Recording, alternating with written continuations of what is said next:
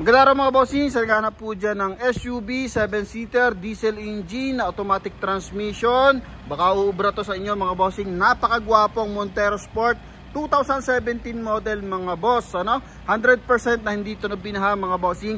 GLS variant mga boss. Pero yung kanyang mags mga bossing, kung mapapansin mo, pan GT variant yan. Then yung ating gulong mga boss, naka all-terrain, Arribo tires na ano to, tawag dito, Series 2024 mga boss. Pasilip ko lang yung interior mga bossing ha. Naka power seat mga boss, tingnan mo naman. Okay, paddle shift nya mga boss, naka upgrade din. Mileage 68,000 km. Ikutan lang natin to ng bahagya mga bossing. Kulay natin is deep bronze metallic mga boss ha. Yan. May 4-eye sensor, reverse parking camera. Ito umiilaw din to mga boss, papakita natin yan mga bossing. Presentable, in and out mga boss.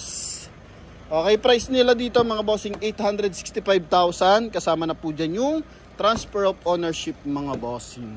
Kaya sa mga nagkaka-interest, eto, lagay na natin yung full review natin mga bossing. Ano? Coding natin is Wednesday, ending 6. Ayan mga boss. So projector headlight, eto mga boss, ginawa nilang matte black. Chrome dapat to mga bossing. Tapos eto naman, garnish yan mga boss. Ito mga bossing, in-upgrade din nila. Okay, so dapat ang nakalagay dyan is fog light mga boss. Tingnan mo naman, pinagmukhang gwapo talaga. Okay, mas visible siya mga bossing kapag malayo. Oh. Alright, tapos sinamahan ng napakagandang mags. Naka 2-tone mga boss, 6-stud na R18. All disc brake to mga bossing ha. Naglagay siya dito ng bull bar mga boss.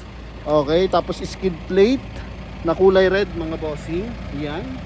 Then meron siyang accent na kulay silver mga boss.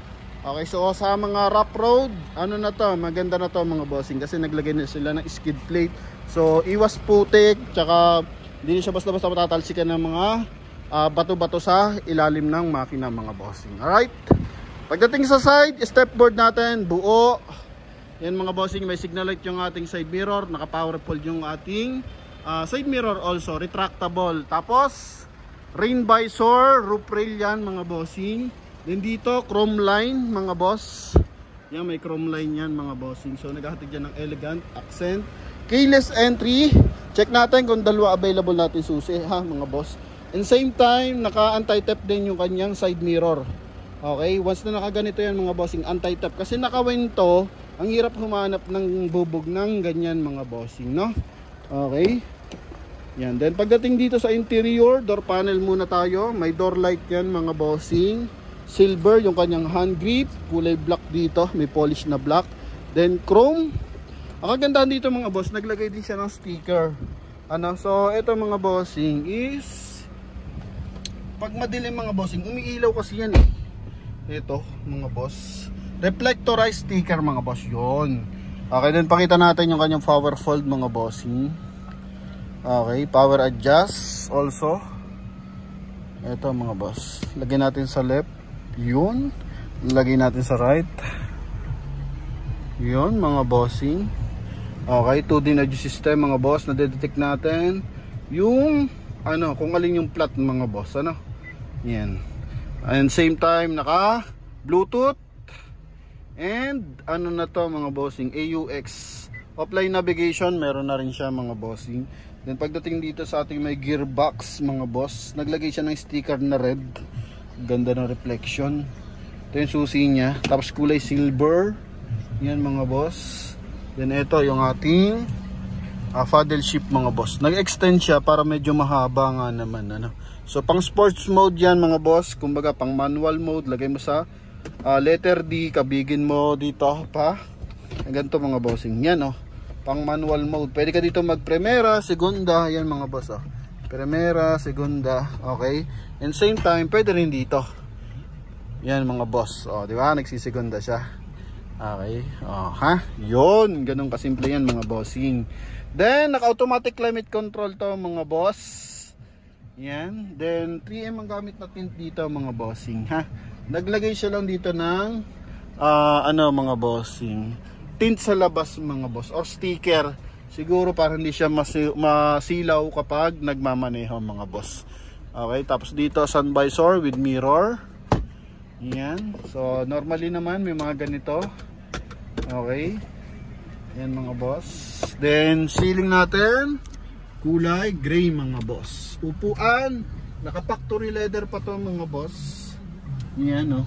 May mga stretch mark mga boss, pero wala pa siyang replacement mga boss. Ano? Yan. Pati dito sa kanyang armrest. Tapos dito kulay black yung kanyang center console mga boss.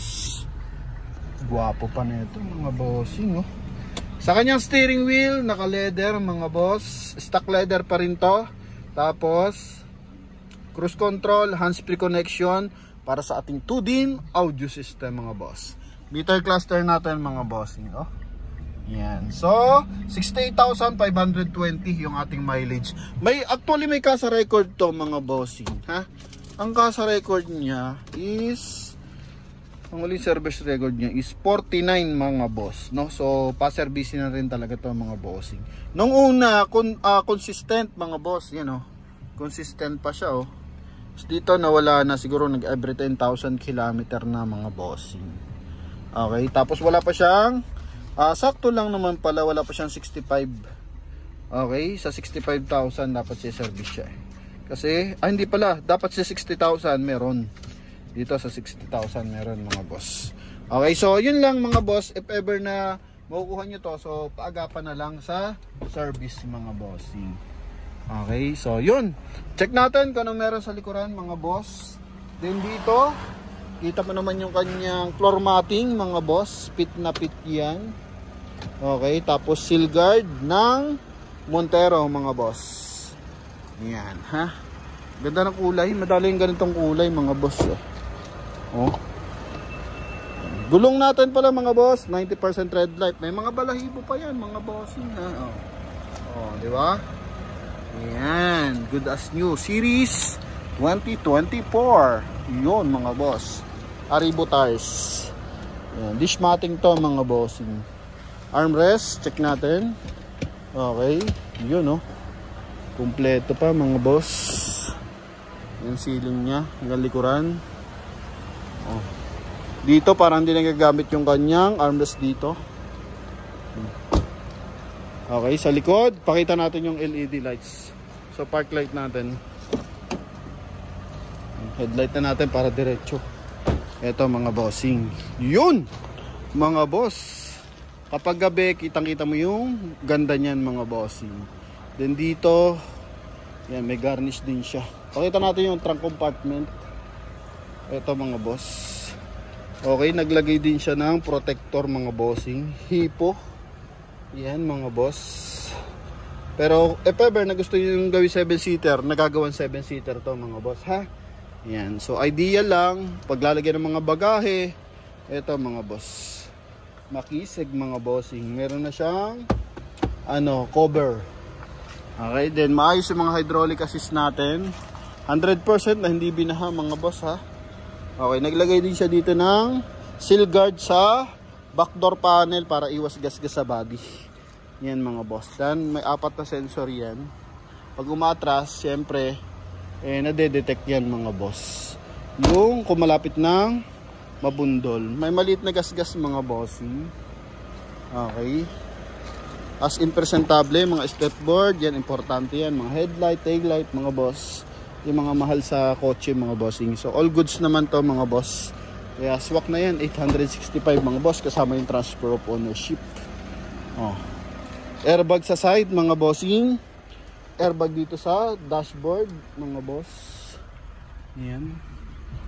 Okay. Presentable to mga bossing ha.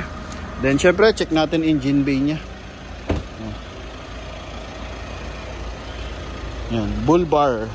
Lagay ng bull bar mga boss. Then dito tayo. Engine bay tayo mga bossing. Yun mga boss. Okay.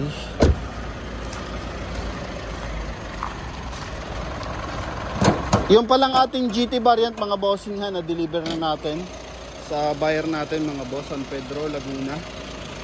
Okay, so meron siya meeting sa Parañaque pero binayaran yun bago pa-deliver mga boss ha. Sa mga gusto magpa-deliver, kailangan bayad po ang unit. So turbo mga bossing. Then naka Motolite Gold mga boss. Ito may ano pa oh. May date pa.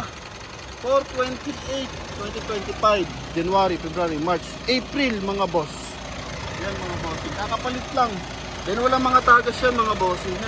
Klaradong-klarado yung ating unit yan mga boss. Okay, mahalaga naman dyan is wala siya mga leakage mga boss.